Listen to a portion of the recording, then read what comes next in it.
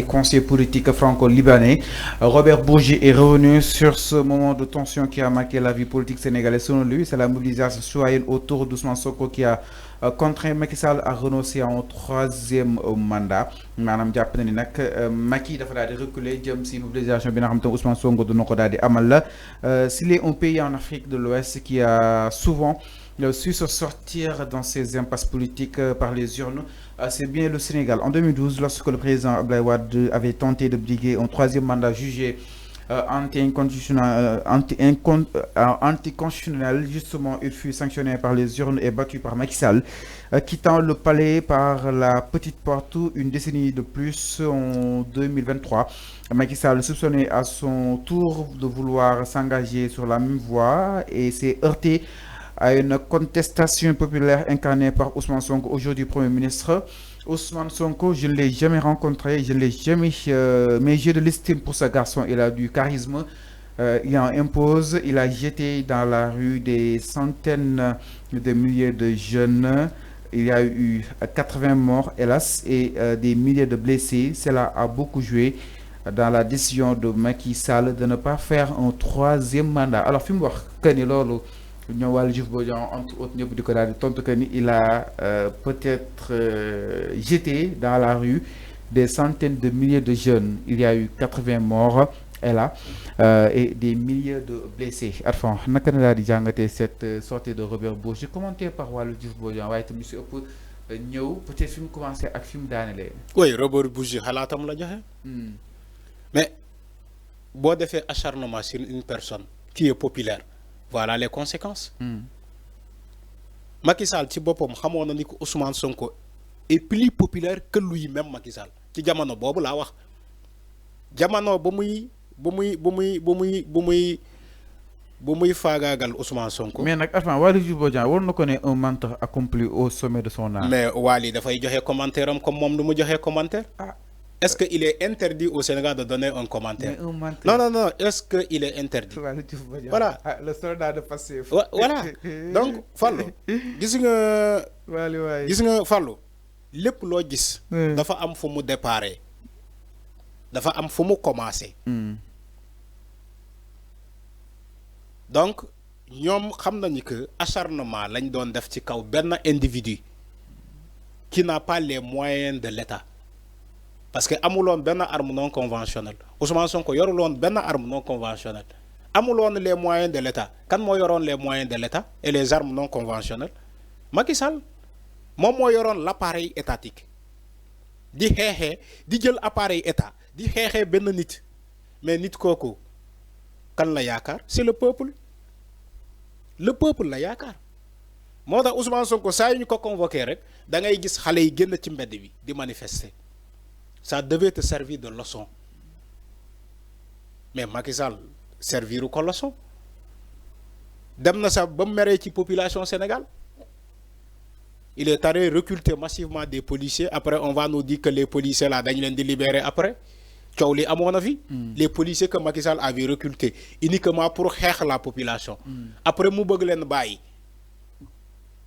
C'est pas sérieux. Loolu Macky Sall moo koy def ci àddina. Tu recrutes des policiers ñu xeexal la ba nga perte nga ne da nga leen di libérer parce que policiers yooyu dëkke anam yu ñeel nu recruter baaxul.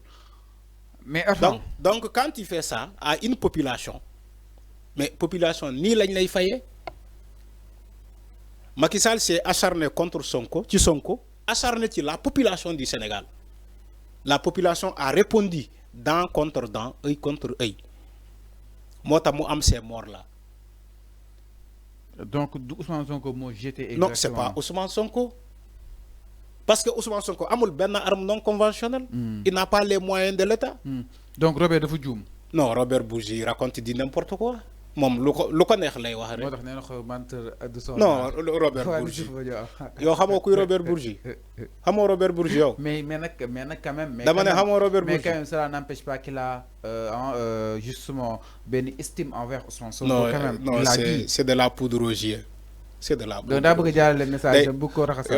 yow kii bi kii da ngay seetaan film boobu film dessin animé boobu. Tom et Jerry. da nga koy seetaan. Tom et Jerry. Tom et Jerry, si, si. da nga koy seetaan. Si, si. Gis nga Jerry Ça, gis nga Jerry lu muy def Tom. Amani Tom c'est un chat. Il est tellement con. Il réfléchit pas. Souris bi Tom qui Jerry moo ko gën a intelligent. Day mat di œuf. Day mat di œuf. Robert Bourgi c'est le jeu là qu'il veut jouer. Dafa bëgg mat di œuf. D'abord, tu dis Sonko qui a traîné des foules, Bagnouraï Khalei. Après, tu dis, oui, c'est un garçon que j'ai de l'estime. Malin, malin et demi. Tu joues une chose et son contraire. Robert Bourgi, il a toujours joué sur deux terrains. Pourtant, Ousmane Sonko, il a su bien. Fallo, tu ne connais pas Robert Bourgi. Sénégalais, ils savent Robert Bourgi, moi, Kaye. Robert Bourgi, Sénégalais, ils savent c'est l'ami à Macky Sall. Un ami de Macky Sall ne peut pas jouer dans les deux terrains. Bëgg naa Macky Sall, bëgg naa Sonko. Mënul nekk. Mais pourquoi pas? Non, non, non, non, non, non, non, non, non, non, non. Les amis de Macky Sall, c'est les amis de Macky Sall. Les amis de Sonko, c'est des amis de Sonko.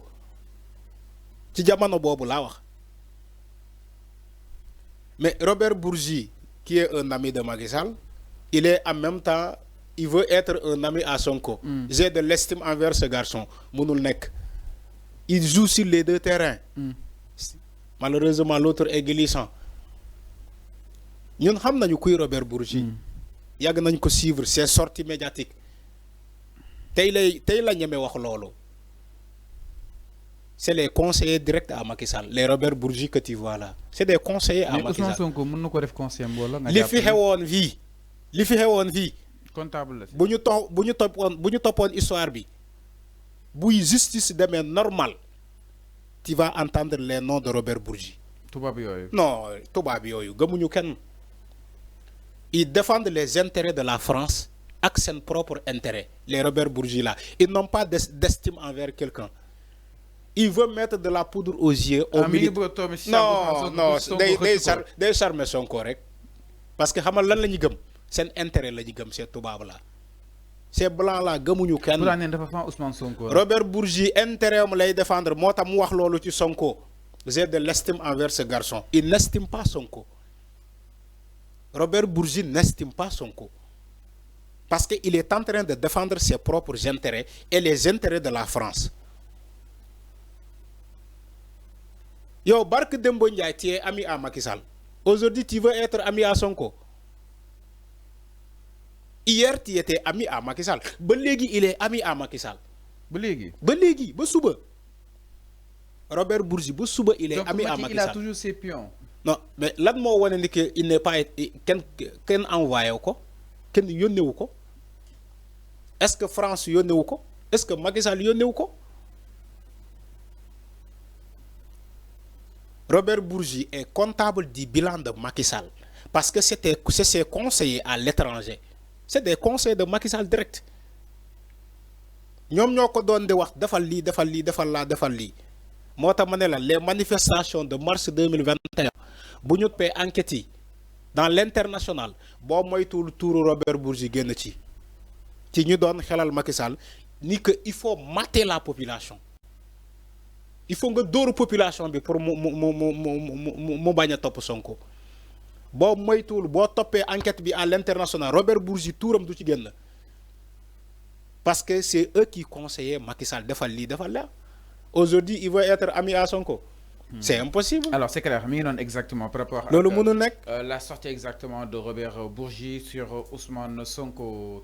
Parlons tout à fait autre chose exactement. Ousmane Sonko à Milan, il a fait exactement son discours, mais aussi il y a des points qui ont façon tout mais aussi la participation bu diaspora bi daal di participer fi Sénégal. Alors nak a fait réagir plus de